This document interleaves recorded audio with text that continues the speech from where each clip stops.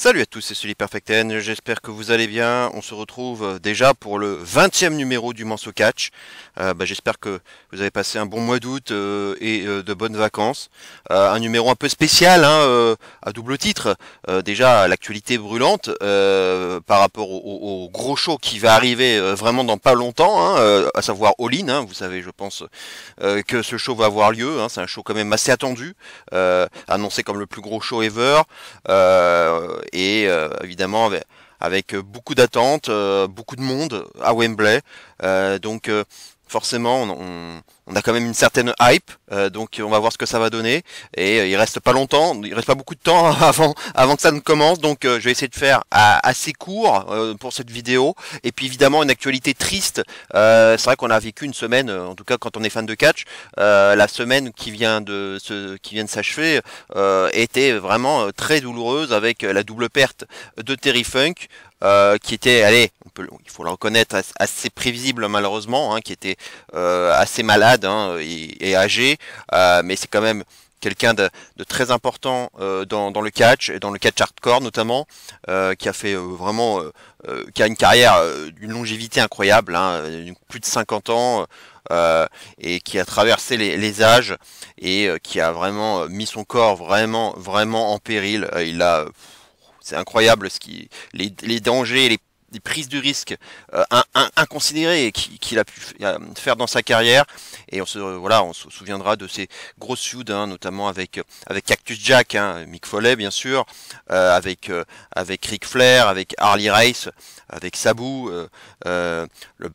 l'Exploding Barbed Wire Deathmatch face à Onita, qui a été aussi repris par All Elite en hommage. Bon, ça c'est moins bien fini que l'original, mais voilà, c'est un match aussi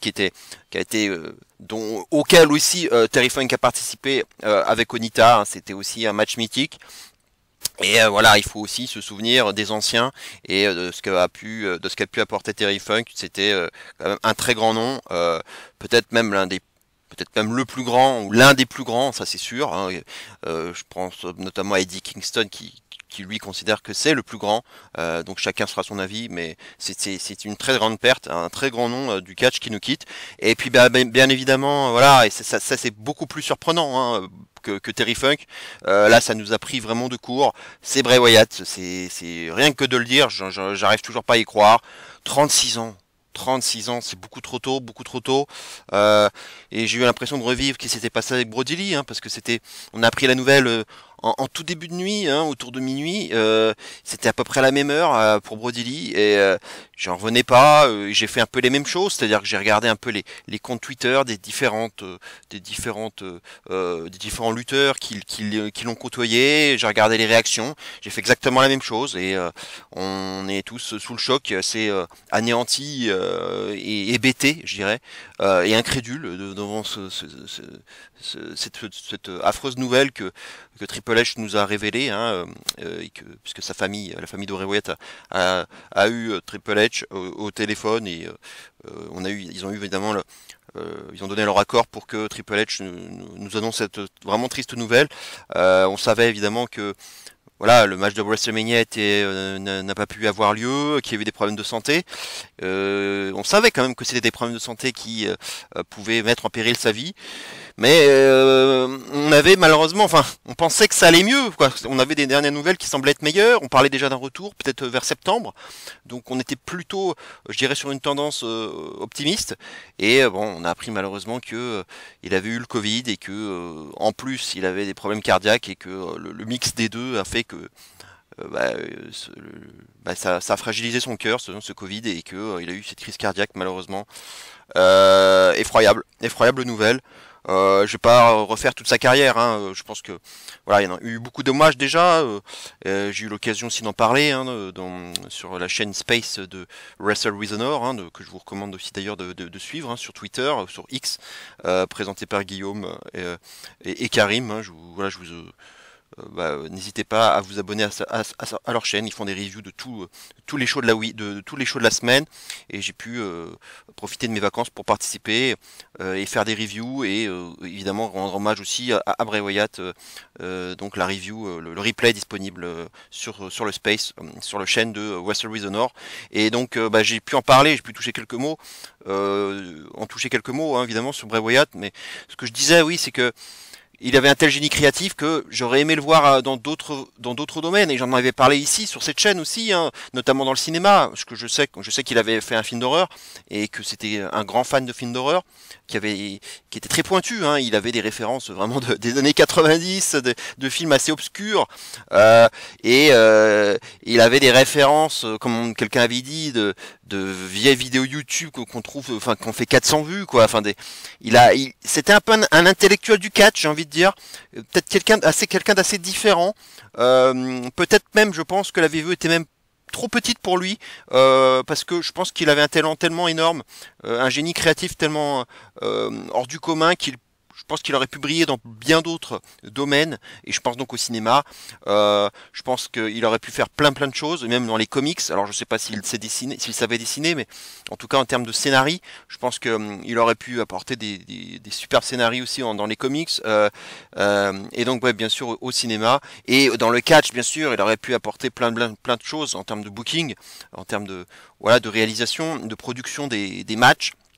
En backstage, il aurait pu encore plus apporter, je pense, puisque vu sa condition physique, hein, donc et ses problèmes cardiaques, je pense qu'il aurait de toute façon pas pu continuer sur le ring bien longtemps, et je pense il y aurait eu certainement il aurait eu un rôle beaucoup plus backstage, qui malheureusement un rôle qu'on ne pourra malheureusement pas voir et dont on ne pourra pas profiter.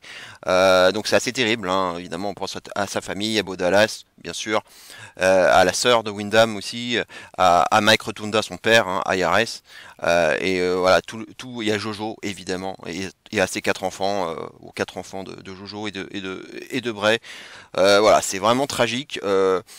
Parce que ça nous touche tous, parce que c'est quelqu'un qu'on connaît très bien, hein, qui forcément on l'a beaucoup vu. Enfin, je veux dire, là, si vous m'écoutez, c'est que vous êtes fan de catch, et c'est que forcément, enfin, tout le monde le connaît. Personne peut me dire ici, ceux qui m'écoutent, personne ne peut me dire ici qu'il ne connaît pas Bray Wyatt, c'est impossible.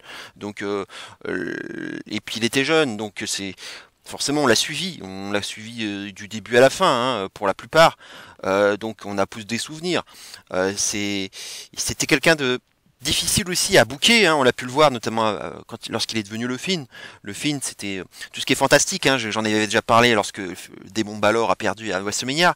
C'est toujours compliqué à booker ce genre de personnage un peu fantastique, monstrueux comme ça, et ça donnait des merdes, hein, on a vu, hein, en termes de booking, il y a des choses qui m'ont beaucoup fait rager, hein, Goldberg, le Hell in a Cell contre Rollins, et cette défaite contre Orton à Mania 37, enfin voilà, il y a beaucoup de choses qui m'ont fait rager, hein, et moi le film, c'est pas forcément, voilà, c'est pas les meilleurs souvenirs que j'ai de lui. Je penserais davantage à toutes ces vignettes, au Firefly Funhouse, toujours bourré de références, de clins d'œil, et évidemment toute la Wyatt Family, un super match que je vous conseille de revoir au Shield, hein, Wyatt Family contre le Shield, à l'Elimination Chamber. Enfin, il y avait des très gros matchs, hein, à ce moment-là, je dirais que je retiendrai même plus finalement tout son univers, les vignettes, les promos, bien sûr, que les matchs finalement, parce que globalement, je pense qu'on aurait du mal à citer 10 matchs, je dirais que 10 matchs marquants de Bray Wyatt.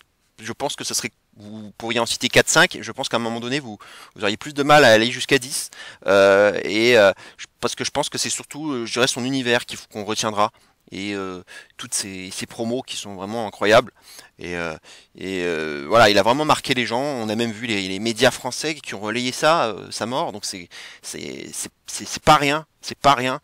Le Tammy Bray Wyatt qui a résonné aussi à Arsenal hein, contre Fulham à la mi-temps. On a pu le voir hier. C'est voilà, c'est vraiment, je dirais même un visage de la pop culture quoi, qui s'en va. Hein. C'est plus qu'un catcheur. En fait. Donc voilà, je voulais en rendre hommage. Je vais pas faire plus long que ça pour cette introduction, mais j'étais obligé d'en parler parce que c'était l'événement de cette semaine avec évidemment Terry Funk.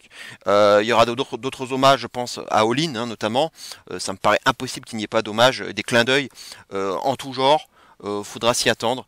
Et puis ça va continuer, hein, je pense au prochain Raw, parce que SmackDown ça ne dure que 2 heures, donc il a fallu en plus le faire en urgence en 24 heures. Il y aura d'autres choses à Raw, forcément. On peut pas passer à côté de ça.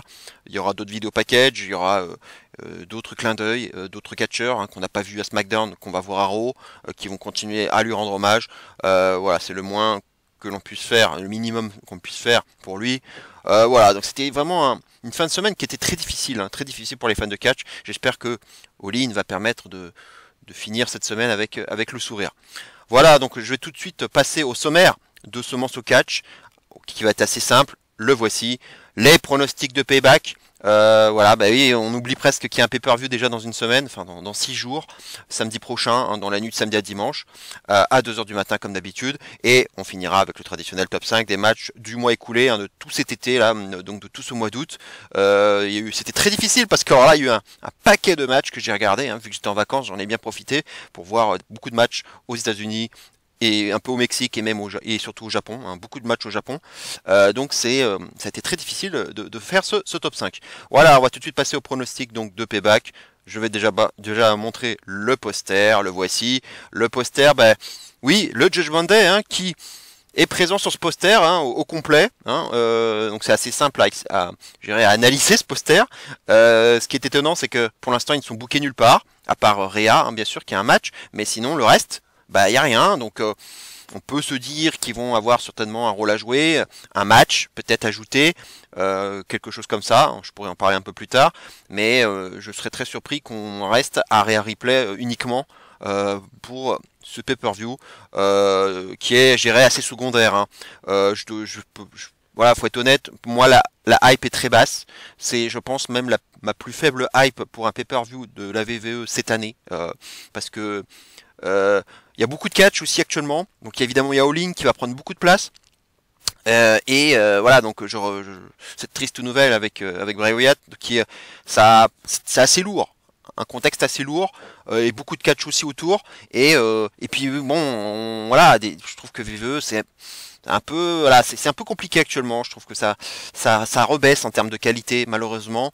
Il y a un intérêt qui je trouve est en diminution. La Bloodline qui est en train de s'essouffler et en plus là on les voit pas trop actuellement. Donc alors que c'est la plus grosse storyline hein, depuis 3 ans. Donc oui, tout ça contribue.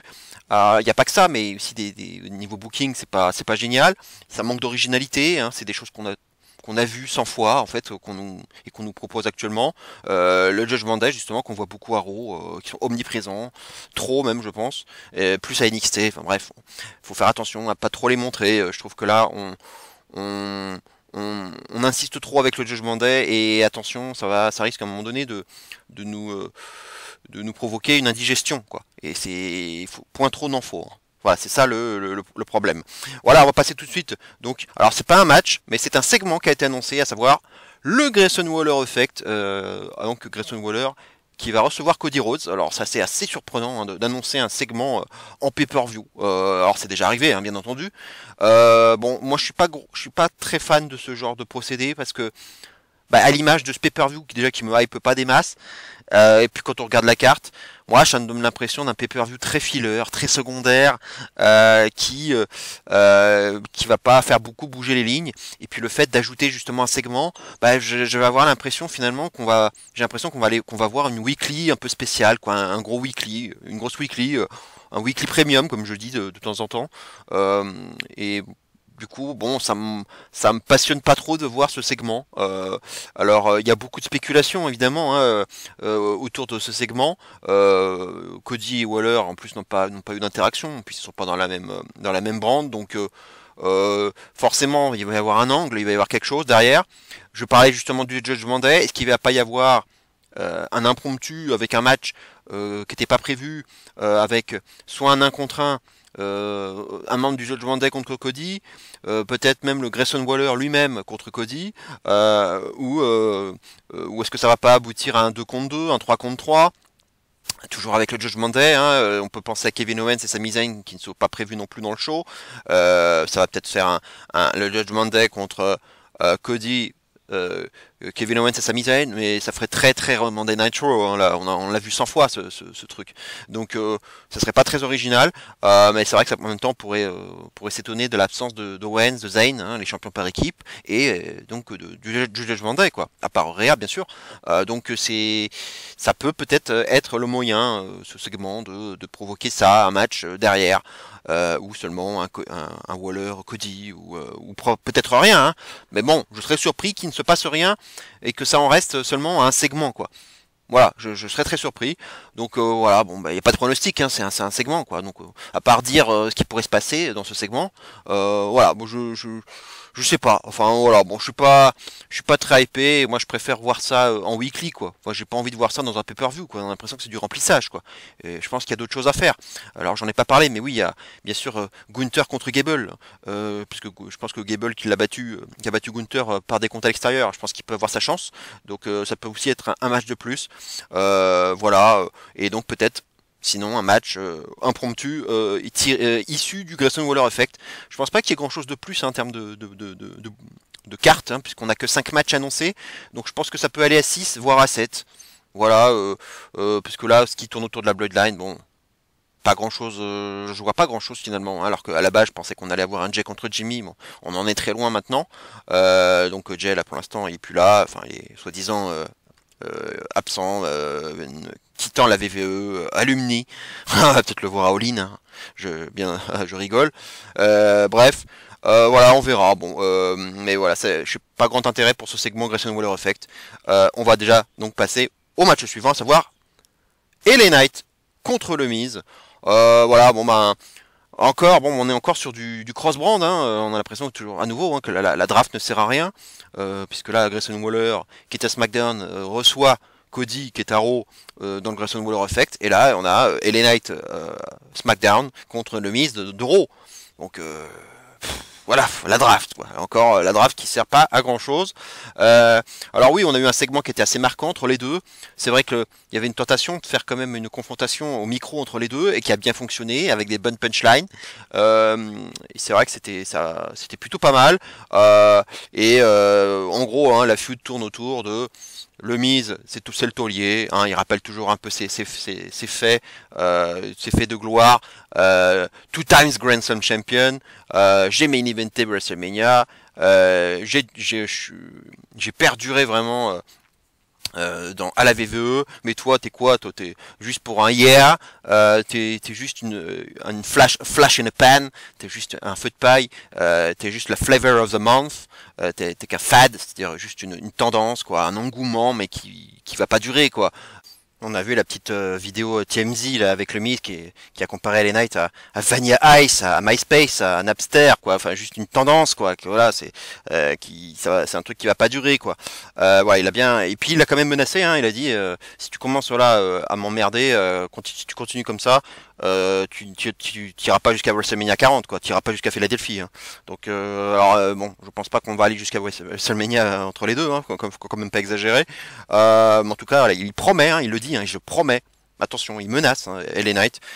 Puis voilà, on l'a vu donc dans le show spécial donc de SmackDown là, dans le main event avec une bonne promo, un hommage à Bray Wyatt. Et puis évidemment, il pense aux Miz aussi, LA Knight. Et puis il comparait, il disait ouais, quand t'avais une doublure, bah la doublure, la star c'était la doublure, c'était pas toi, quoi. Donc on pense évidemment à Damien Sandow, hein, à l'époque, qui effectivement était beaucoup plus over en tant que doublure que le Miz lui-même. Voilà, il y avait des bonnes punchlines. Voilà, ça tourne autour de ça, hein, c'est pas plus compliqué que ça. Et puis on a vu quand même LA Knight qui avait affronté Theory.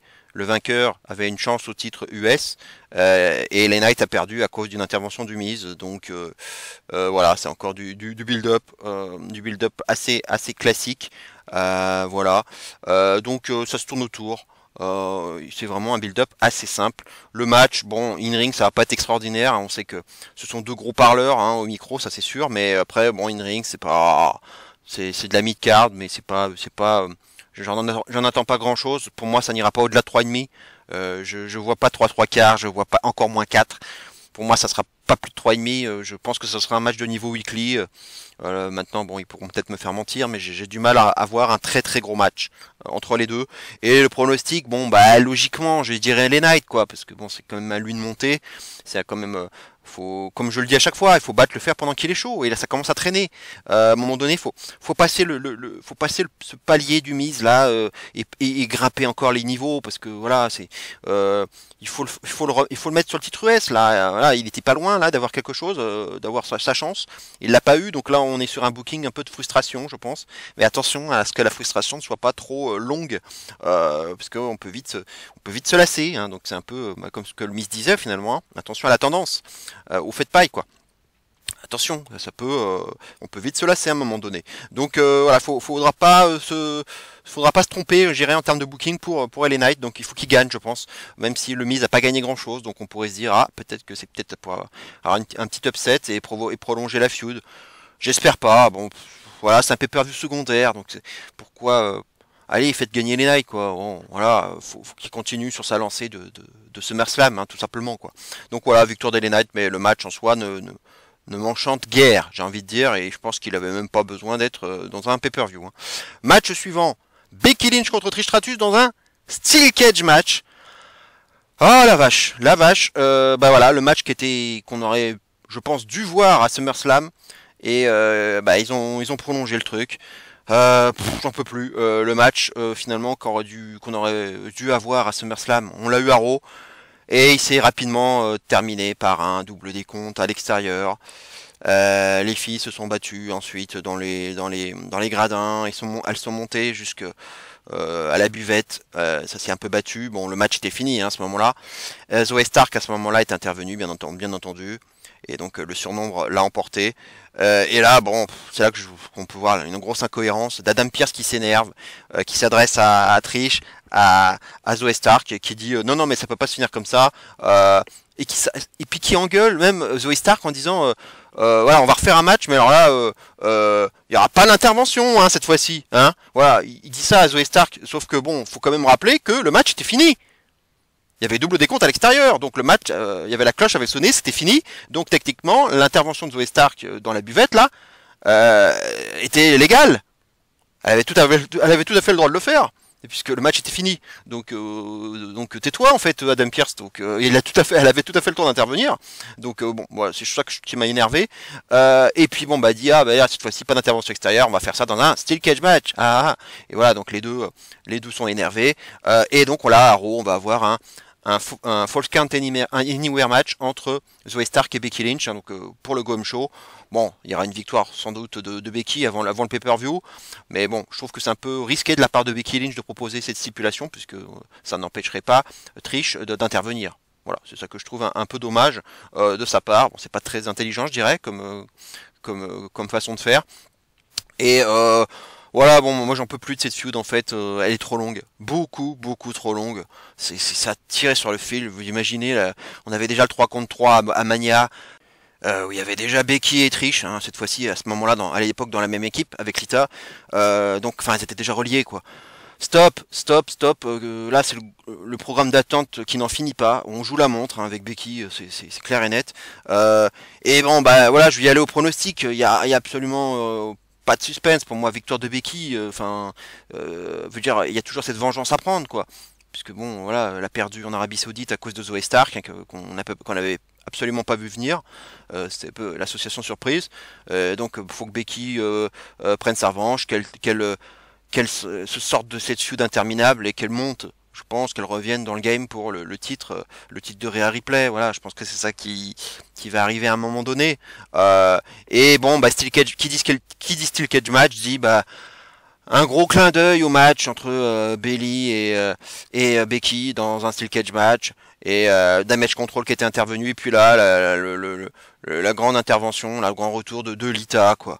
Donc pour moi tout ça c'est un clin d'œil, c'est pour avoir une redite en quelque sorte et avec Damage Control qui va venir foutre sa merde, Dakota Kai et Io Sky qui vont peut-être tenter de grimper la cage et puis bah évidemment Lita qui fait son grand retour pour faire le save. Voilà, c'est évident, c'est le même, c'est juste pour avoir un déjà vu quoi, un déjà vu de ce steel cage match qu'on avait déjà vu quoi, entre Bayley et Becky quoi. Et puis bah il faut quand même se rappeler que Lita elle avait été attaquée par Becky, par Trish. C'est ce qui avait provoqué ce heel turn. Donc à un moment donné, il va bien falloir qu'elle prenne sa revanche, Lita quoi. Donc là elle va arriver, c'est clair et net. Pour moi c'est pour ça, c'est ça qui va arriver, c'est ce qui va permettre à Becky de s'imposer. Voilà, si ça se trouve, ça nous préparera peut-être un Trish contre Lita, peut-être à Mania, hein, parce que si ça se trouve, c'est pas forcément pour avoir un match tout de suite, mais ça sera peut-être une première graine plantée pour peut-être un épisode 2 au Rumble. Si Lita et Trish se retrouvent à nouveau au Rumble, une élimination de l'une ou de l'autre, ou des deux à la fois, les deux partent à l'extérieur, enfin elles s'auto-éliminent. Voilà, et puis là on part vers Mania, peut-être pour célébrer l'anniversaire des 20 ans, parce que je crois que c'est le match de 2004, le fameux match qui avait le premier mini-event féminin de Raw à l'époque, hein, qui a beaucoup fait parler, ce main-event, je pense peut-être que pour l'anniversaire, alors c'était au mois de décembre, donc on sera loin des 20 ans, mais à quelques mois près en tout cas, mais c'était en 2004 en tout cas, donc l'année prochaine ça fera 20 ans, donc peut-être que l'idée c'est d'avoir un match anniversaire entre Trish et Lita. Bon, j'avoue que je ne suis pas très emballé par l'idée, hein, mais si Lita arrive, on peut peut-être s'attendre à ce genre de choses en plusieurs étapes, pas forcément très suivies, mais faire un bond dans le temps pour le Rumble, on les retrouvailles et puis on build ça pour Mania. C'est peut-être, hein, c'est juste une suggestion, mais voilà, je suis pas très intéressé. Voilà, victoire de Becky et qu'on se sorte une bonne fois pour toutes de cette feud interminable qui ne m'intéresse pas, d'une triche abominable au micro. Voilà, je n'en peux plus de cette feud. Allez, on va passer maintenant au match suivant entre Rey Mysterio et Austin Theory. Alors c'est étonnant puisque c'est pour le titre US détenu par Rey Mysterio. Voilà, c'est assez étonnant, mais bon, on se souvient qu'il y a eu un tournoi pour désigner un challenger. Voilà, bon, il y avait un Escobar Mysterio qui aurait pu être pas mal, hein, et malheureusement il y a eu la blessure de Mysterio. Escobar a gagné, il a même gagné ce tournoi, et puis bon ben, alors que Escobar devait affronter Theory pour le titre US, il y a eu un angle où Theory a explosé la jambe d'Escobar avec une fly case. Du coup le match était remis en cause. Adam Pearce était avec lui, avec Escobar. Bon, Escobar voulait continuer. Il est arrivé sur le ring et puis il s'est fait à nouveau attaquer par Theory. Donc voilà, là, le match n'a pas pu avoir lieu. Et puis bon, Mysterio était à côté. Donc, on a senti le truc venir et Mysterio s'est proposé pour venir prendre la place d'Escobar. Et donc on a eu Mysterio qui a affronté Theory et en 3 minutes, même pas 2 minutes 30, il s'est imposé. Et il a fait Mysterio a pris le titre à Theory. Il a mis fin à un long règne en plus, hein, pour Theory.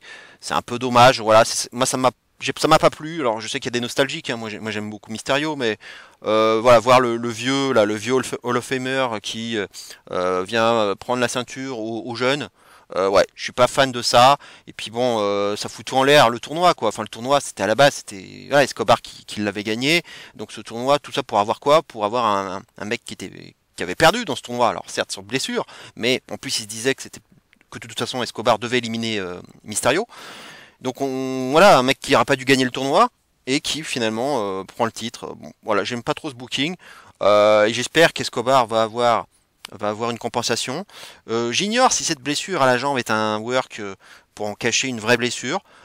Ou si c'était vraiment uniquement pour la storyline, je sais pas, j'avoue que j'ai pas eu de nouvelles de news à ce sujet, ou de rumeurs ou quoi que ce soit pour Escobar. Voilà, en tout cas, voilà, on a un nouveau donc champion j'en ai parlé tout à l'heure. Il y avait le match entre les Knights et Theory, number one contender, et grâce aux mises, Theory a pu en profiter et il s'impose. Donc on va avoir la revanche pour Theory, donc contre Mysterio à Payback, et il va y avoir pour le build-up hein, à SmackDown, donc la veille. Il y aura un tag entre Escobar, Mysterio d'un côté et Grayson Waller et Theory de l'autre. Voilà, les quatre sont reliés actuellement, puisque effectivement Grayson Waller avait invité Mysterio, Escobar la semaine d'avant. Mysterio avait quand même dit que le titre était un peu plus dans le giron de la LWO, hein, finalement il n'a pas vraiment mis ce titre sur lui, mais ça peut être un angle peut-être pour un turn d'Escobar, hein, on verra, parce que c'est vrai que l'ego d'Escobar, en tout cas les ambitions d'Escobar peuvent faire que à un moment donné il va peut-être vouloir prendre ce titre pour lui-même quoi et arrêter de dire ah bah oui c'est la LWO qui a le titre quoi. Non, lui il aimerait bien et puis arrêter que ce soit encore le vétéran qui prenne la lumière quoi, hein, qui prenne tous les honneurs en prenant cette ceinture et alors que la relève elle est derrière quoi. Et puis il peut aussi prétexter que bah, avec Dominique c'était un peu pareil. Dominique était dans l'ombre de son père et qu'il a pris son envol. Pareil parce qu'il se sentait un peu étouffé par son père. Et peut-être que Escobar va dire pareil, qu'il se sentait un peu aussi à un moment donné un peu à l'étroit, un peu étriqué, bloqué même par Mysterio et qu'il aimerait bien voler de ses propres ailes. Et c'est ce qui pourrait expliquer ce turn. Bon, voilà, ça c'est un peu des arguments possibles. Mais en tout cas. Pour le pronostic, je vais donner la conservation par Rey Mysterio parce que bon, il vient de prendre le titre, donc je serais surpris que qu'on refasse la patate chaude. Et puis j'ai pas l'impression que Theory plaise beaucoup à Triple H. Hein, on a bien vu que c'était un Vince guy, hein, on l'a beaucoup vu à l'époque, et pas trop la tasse de thé, je pense, de Triple H. Et ce règne était assez terne en plus, hein, ce règne US. On l'a pas beaucoup vu d'ailleurs à Théorie, hein, c'est pendant un petit moment là. Là on le revoit un peu plus, mais donc c'est un champion, je dirais. Enfin c'était un champion assez terne, assez fade. Donc là on a maintenant Mysterio qui est champion, mais bon faut pas que ça dure trop longtemps. Mais je pense que l'idée c'est de rattraper un peu le coup de cette blessure malencontreuse de Mysterio contre Escobar justement, pour que conservation du titre par Mysterio pour qu'on écarte vraiment Théorie du titre US parce que je pense pas que l'idée ce soit de lui redonner le titre et que Escobar dise bon voilà t'as vu la dernière fois tu t'es blessé j'ai gagné mais bon c'est pas comme ça que j'ai envie de gagner, j'ai envie de t'affronter à la loyale et qu'on remette ça et cette fois-ci avec le titre en jeu.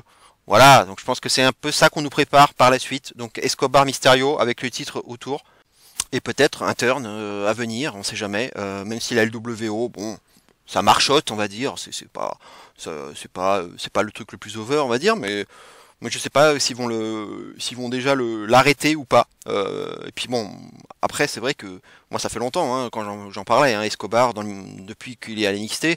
Je voulais qu'il aille dans le main roster uniquement essentiellement pour qu'il feud avec Mysterio et que Escobar soit heel surtout.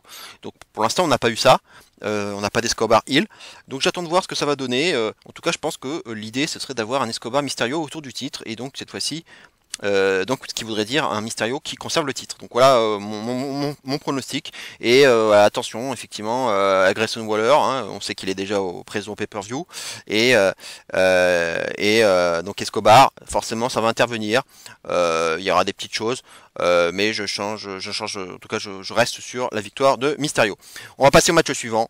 Rhea Ripley contre Raquel Rodriguez pour le titre le Women's World Championship. Enfin, j'ai envie de dire, voilà, c'est un match qu'on attendait depuis un certain temps, hein, qui a été beaucoup teasé.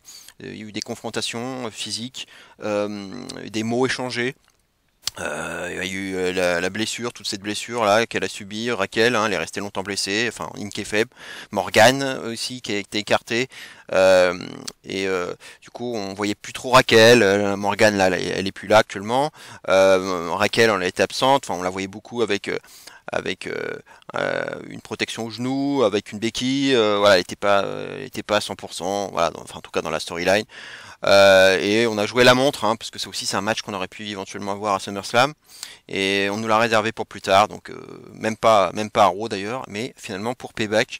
Donc ils ont vraiment tiré le fil hein, jusqu'au un mois de plus, hein, j'ai envie de dire même. Voilà, bon bah le match peut être honnête. Le match peut être honnête. J'en avais déjà parlé, mais j'ai un très bon souvenir du Last Woman Standing de NXT. C'est vrai qu'elles ont une bonne alchimie, c'est ça l'avantage. Elles sont amies dans la vie. Alors je pense pas qu'on va appuyer là-dessus dans le main roster. Ils en ont jamais vraiment parlé de leur amitié dans la vraie vie. Et surtout vu la feud actuelle, je pense pas qu'ils vont en parler. Quand même, elle est assez tendue là cette feud. Mais à NXT, ils en ont beaucoup plus parlé dans les vidéos package. On avait vu des photos d'elle à l'époque. Donc bon, je pense pas qu'on aille je pense pas qu'on s'oriente vers cette amitié, en tout cas dans la narration. Ils l'ont jamais vraiment fait dans le main roster. Donc là, c'est vraiment plus une bagarre de femmes fortes, on va dire. Enfin une défense de titre hein, pour Rhea Ripley, hein, parce que là, ouah, on se faisait chier. Hein. Et puis elle catch pas beaucoup, Rhea. Hein. Elle fait 2-3 matchs par-ci par-là, où c'est des squash, comme Candice LeRae, quoi. Ouais, ou Indy Hartwell, et ça dure pas longtemps. Où elle fait un match ou deux à NXT, là, où avec Lyra Valkyria, hein, qui est d'ailleurs c'est un match un peu plus compétitif d'ailleurs à NXT que dans le main roster d'ailleurs. Ouais, dans le main roster c'est compliqué quoi. On a l'impression que c'est un no man's land à Raw. J'en avais déjà parlé dernièrement. Hein. C'est vrai qu'on a l'impression que SmackDown a récupéré vraiment tout le star power. Et à SmackDown, à Raw pardon. À Raw c'est plus compliqué et puis Becky, bah oui il y a Becky forcément, mais bon, on n'a toujours pas eu ce Becky Rhea, mais il y a cette feud interminable avec Trish, donc là je pense qu'on en finit là, on va en finir. Donc est-ce qu'ils vont mettre tout de suite Becky sur Rhea C'est pas sûr, parce que c'est vrai que c'est une affiche qui mériterait un Big Four, qui mériterait vraiment un gros show. Et bon, le show d'après c'est Fastlane, donc ça me donne pas très envie de voir. Enfin, c'est bien hein, comme match, hein, mais voir un Becky Rhea pour la première fois à Fastlane, bon, c'est pas ce qui m'enchanterait le plus. On verra. Mais en même temps, à un moment donné, va falloir donner une autre adversaire à Rhea, hein, parce que. Mais le truc, c'est qu'il n'y a pas pléthore de choix du côté d'Euro. Alors oui, évidemment, je parle des futurs adversaires de Rhea, donc bon. Ça spoil un peu mon prono, mais je vais le dire, bon, vous en doutez, victoire de Rhea pour moi. Hein. Je vois absolument pas Raquel prendre le titre. Elle est beaucoup trop forte, Rhea là, trop dominante.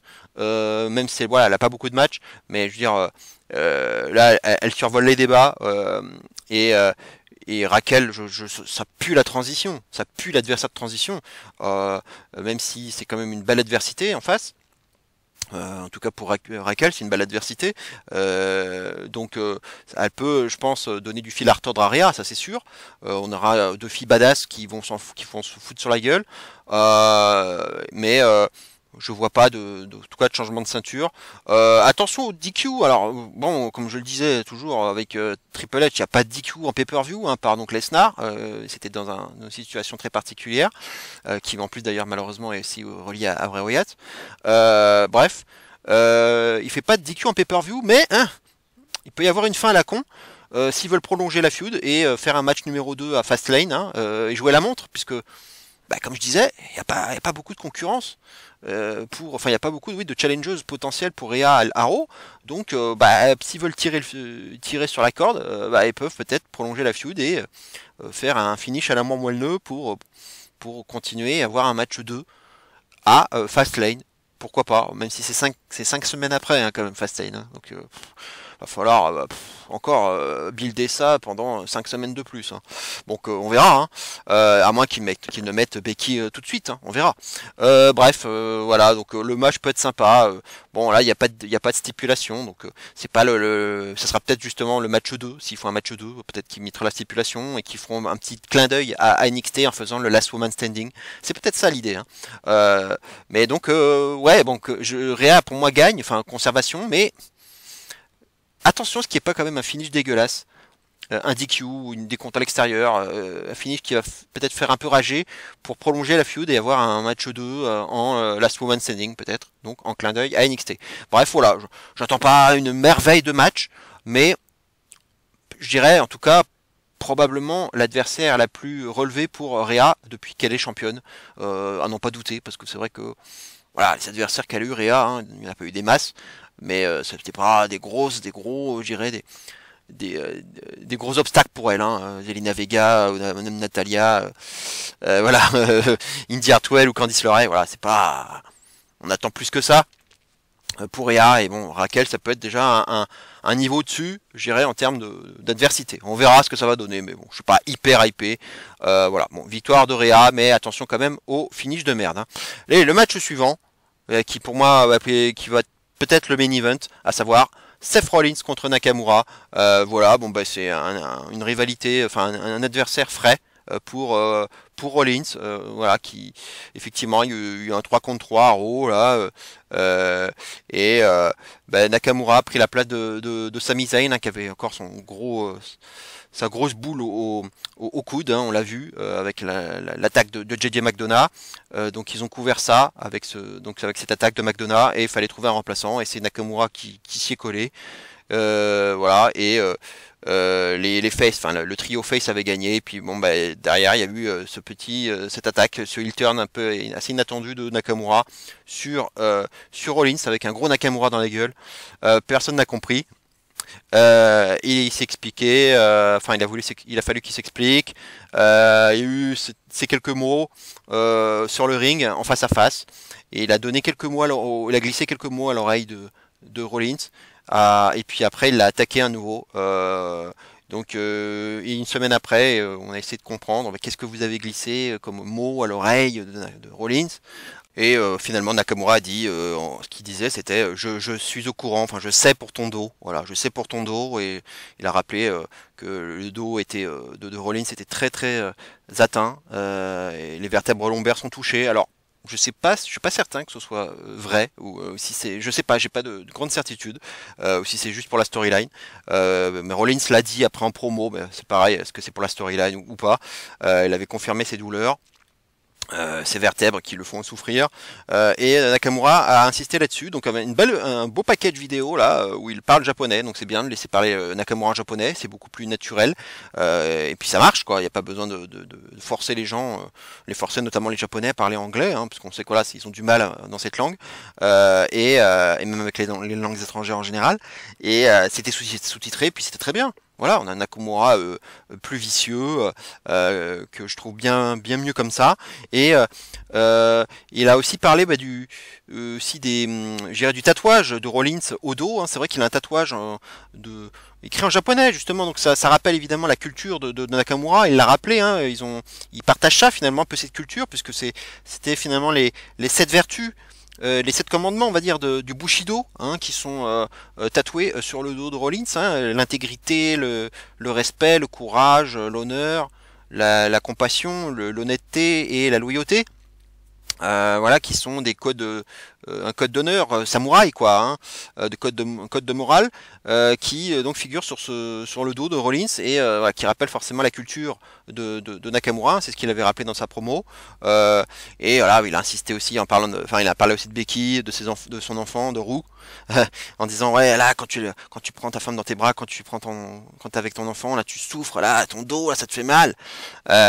Évidemment, bon, bah, il veut le titre, hein, Nakamura, hein, c'était ça aussi le but, hein, c'était aussi le but de son attaque.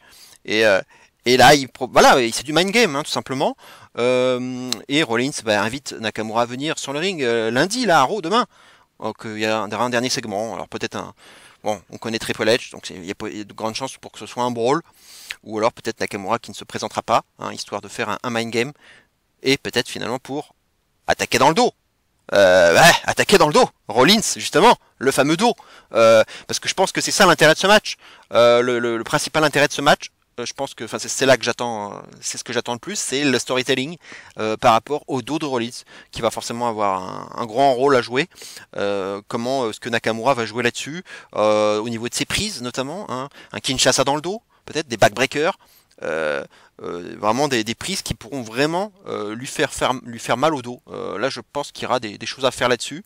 Ou même quand il fait sa petite German suplex en glissant sous la première corde. À nouveau, voilà, ça aussi, c'est un genre de prise qui peut aussi affecter son dos. Donc voilà, il peut y avoir des choses comme ça. J'attends pas mal de choses à ce niveau-là. Mais bon, voilà, pour moi, c'est encore un adversaire de transition. Donc pour moi, victoire de Rollins. Je vois pas autre chose. Alors pareil, est-ce qu'ils veulent pas prolonger éventuellement la feud pour jouer la montre aussi, peut-être pour Fastlane, on sait jamais. Mais bon, non, je vais quand même donner Rollins clean. Voilà, et pour avoir un adversaire de transition, ils vont peut-être protéger ça, on va voir. Le Judgment Day sera peut-être pas loin, hein, attention aussi. Le cash-in, hein, qui peut être aussi une menace potentielle. J'y crois pas trop parce que c'est quand même, on est sur un pay-per-view, je dirais, ouais, comme assez secondaire, assez filler. Je trouverais ça dommage d'utiliser la mallette dans ce pay-per-view, quoi. Voilà, pour moi ça manquerait de prestige, donc je serais pas trop je dirais favorable à l'utilisation de la mallette, enfin en tout cas un vrai cash-in lors de ce match ou après le match. Voilà, donc on verra, mais bon, voilà, victoire pour moi de Rollins. Alors j'avais vu, alors Rollins Nakamura s'était affronté 3 fois à la VVE, il y avait un match à SmackDown, il y avait un match à Fastlane à l'époque du Thunderdome.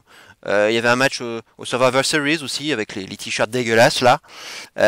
Mais les matchs c'était pas ouf quoi. C'était des matchs à allez grosso modo à 3,5. C'était pas des gros matchs hein, qu'on avait pu voir. Donc j'attends mieux que ça de la part des deux hommes. Je pense qu'ils sont largement capables de faire mieux. Nakamura, on le sait, c'est compliqué, on a toujours cette tendance, on a l'impression qu'il est toujours nonchalant, qu'il veut pas en faire plus que ça. Donc j'espère qu'il va quand même un petit peu passer la seconde, quoi, ça serait bien. Parce que j'attends vraiment un vrai match référence de Nakamura dans le main roster. Il n'y en a pas tant que ça. Et je reste toujours bloqué sur son match de takeover contre Sami Zayn, quoi. Mais donc ça remonte, quoi. C'était au tout début, quoi.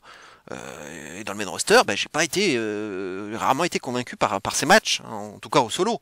Parce qu'en tag avec Cesaro, c'était pas mal. Mais en solo, ouais, il y a quand même beaucoup de déceptions. Hein, ou une feud très longue d'ailleurs avec AJ Styles qui n'a pas vraiment finalement donné les résultats escomptés. Donc ouais, j'espère que ça va fonctionner, qu'on va avoir un bon match.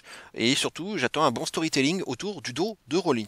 Parce que je pense que c'est tout l'objet et l'intérêt de cette feud. Mais voilà, le match peut être sympa. Hein, la vidéo package, le vidéo package autour de Nakamura était bien foutu, je trouve.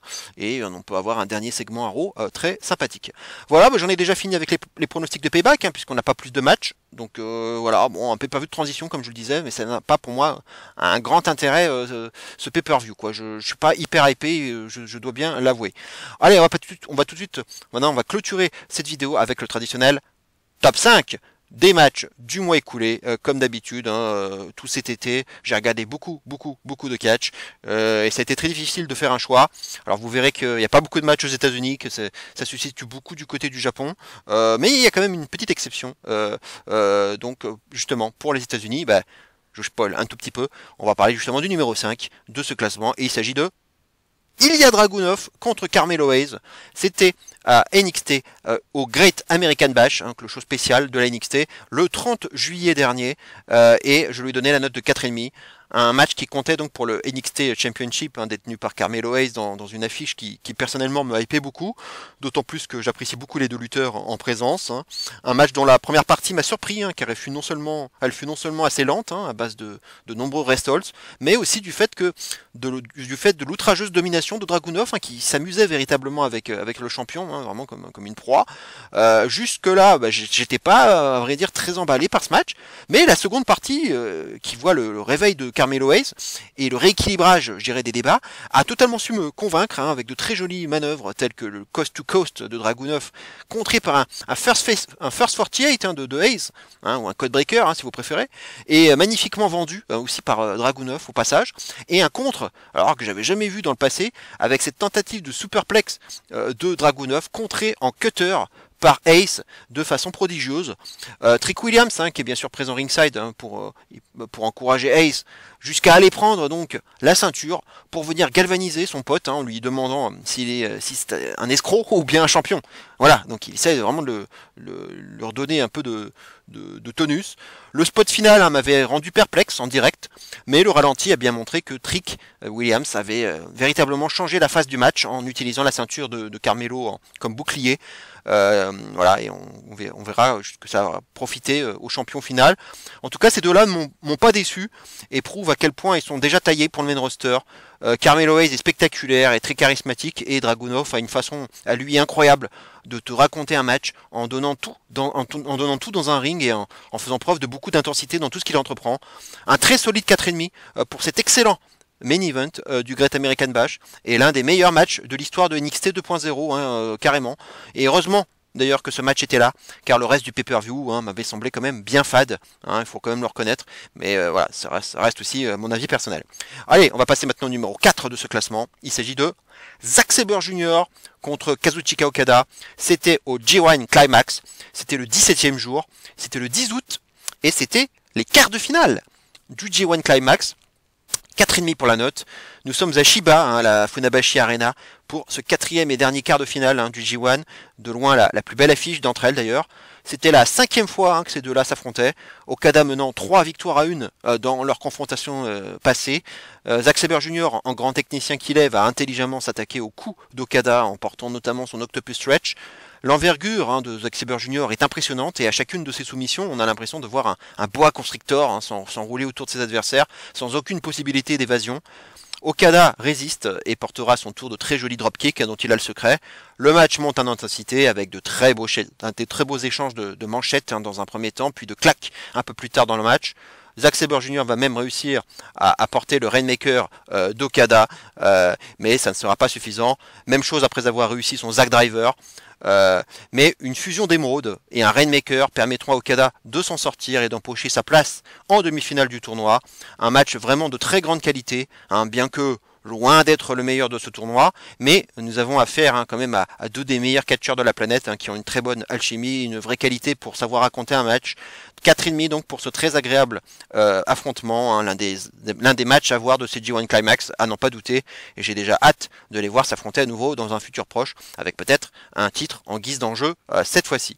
On va passer maintenant au match suivant, Tetsuya Naito contre Kazuchika Okada, la finale finalement du G1 Climax, tout simplement, le 19e jour, c'était le 13 août, 4,5 également pour la note, donc on retrouve encore Okada, un grand habitué de mes top 5, et en même temps, est-ce qu'il faut s'en étonner, c'est la grande finale donc du G1, un événement toujours très attendu par les fans de catch chaque année, à l'image du main event de WrestleMania ou de Wrestle Kingdom. Ce match est un grand classique de la New Japan, les deux hommes s'étant déjà affrontés 12 fois auparavant, avec 7 victoires pour Okada contre 5 contre Naito, donc c'est dire si cette finale est indécise. Nous sommes à Tokyo, au Ryogoku Kokugikan, et l'ambiance est plus que chaude pour cette finale. Okada est le double vainqueur en titre, il faut le rappeler, du G1 Climax, et est bien décidé à faire la passe de 3 en empochant son 5e G1 Climax et en rejoignant Masahiro Chono dans la légende de ce tournoi, tandis que Naito a lui déjà remporté ce tournoi à 2 reprises, en 2013 et en 2017, c'est dire quel exploit ce serait pour lui de remporter son 3e G1 Climax 10 ans après l'avoir remporté la première fois. Le vainqueur aura bien sûr le droit à un title shot pour le titre IWGP Heavyweight Championship lors de Wrestle Kingdom en janvier prochain. Naito est de loin le favori du public comme depuis le début du tournoi, et Okada endossera davantage le rôle de heel pour l'occasion, notamment en tentant un pin seulement avec le pied en début de match de façon très arrogante. Okada va beaucoup travailler la tête de Naito, à base de DDT notamment, la tête de Naito ayant déjà été pas mal endommagée lors de sa demi-finale face à Ospreay, notamment lors d'un super kick d'Ospreay d'ailleurs que Naito n'aurait pas dû encaisser et qu'il s'est pris en pleine poire. C'est donc intelligemment intelligent d'avoir su profiter d'un botch dans la narration de cette finale. Naito, pour sa part, n'est pas en reste, il va lui beaucoup insister sur la nuque d'Okada, en portant notamment plusieurs neckbreakers à l'aide de son genou. Il portera même un neckbreaker directement sur une barricade à l'extérieur. Okada portera plus tard un Tombstone Piledriver à l'extérieur, continuant son travail intelligent à la tête de Naito.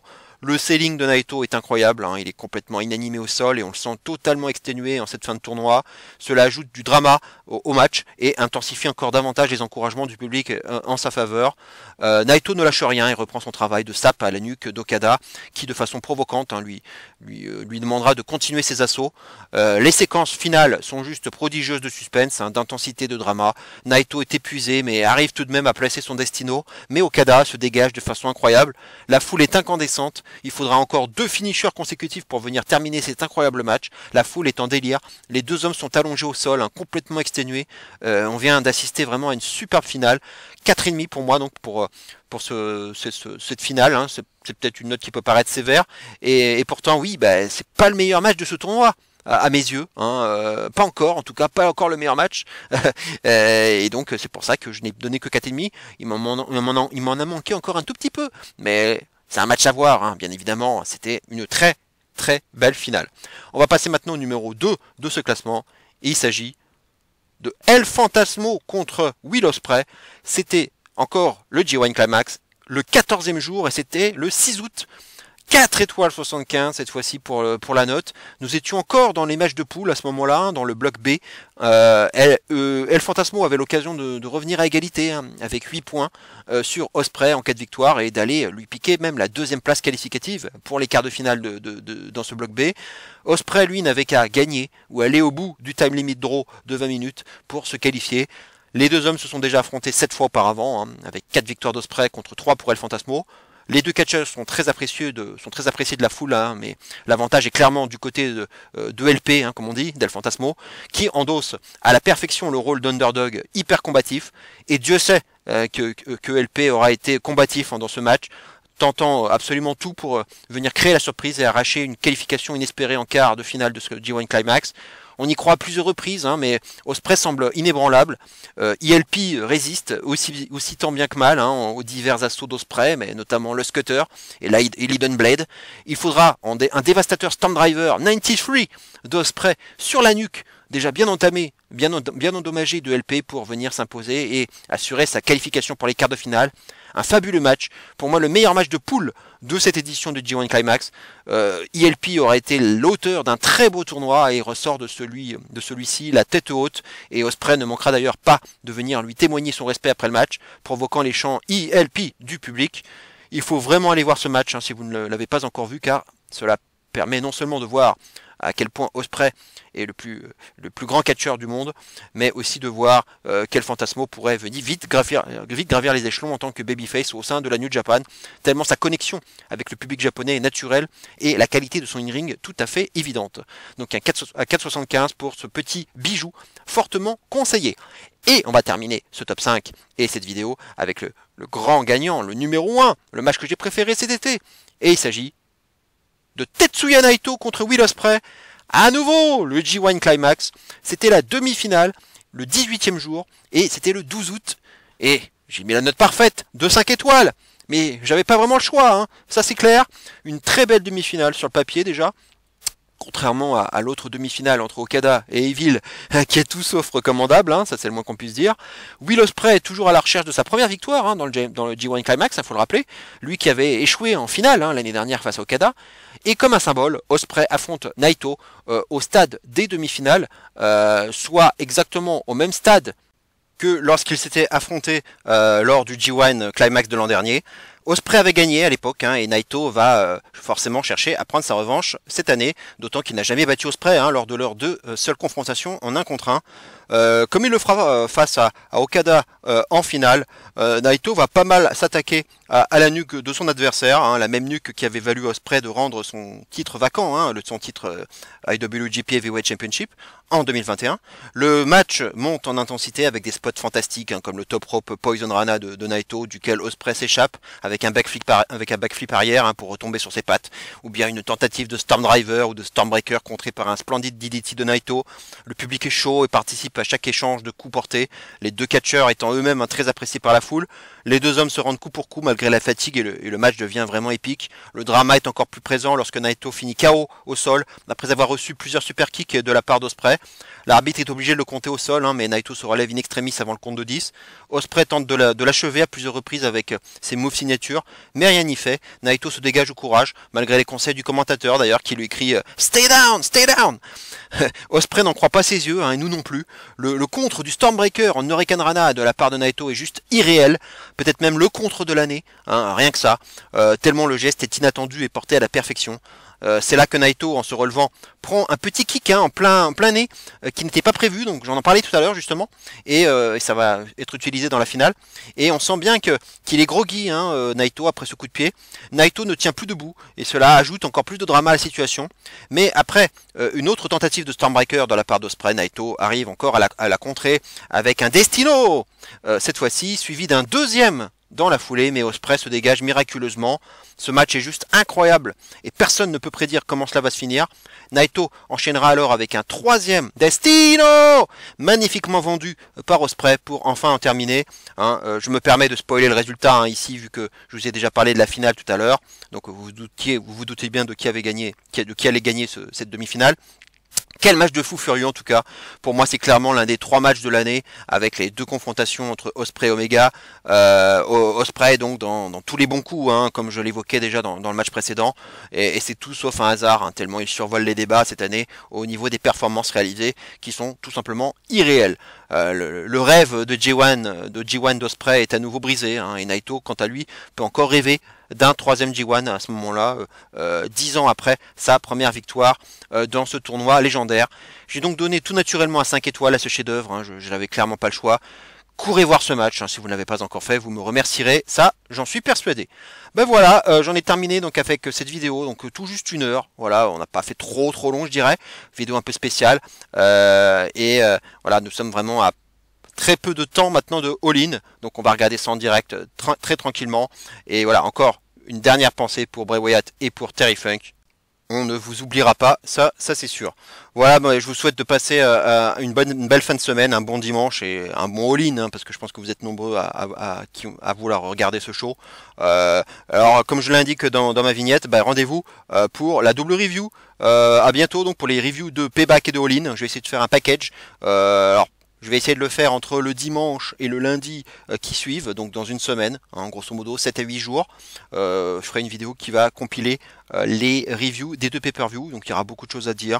On va essayer de faire ça de façon pas trop longue, mais bon, il y a beaucoup de matchs, notamment pour All-In, donc ça va pas être facile de faire cette double review, mais voilà, on va essayer de faire ça assez rapidement. Ça, j'essaie de faire au mieux.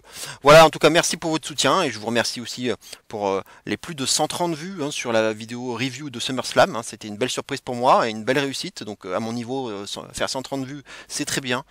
Donc, c'est encore un grand merci pour votre soutien et pour les quelques abonnements aussi que j'ai pu voir ce mois-ci.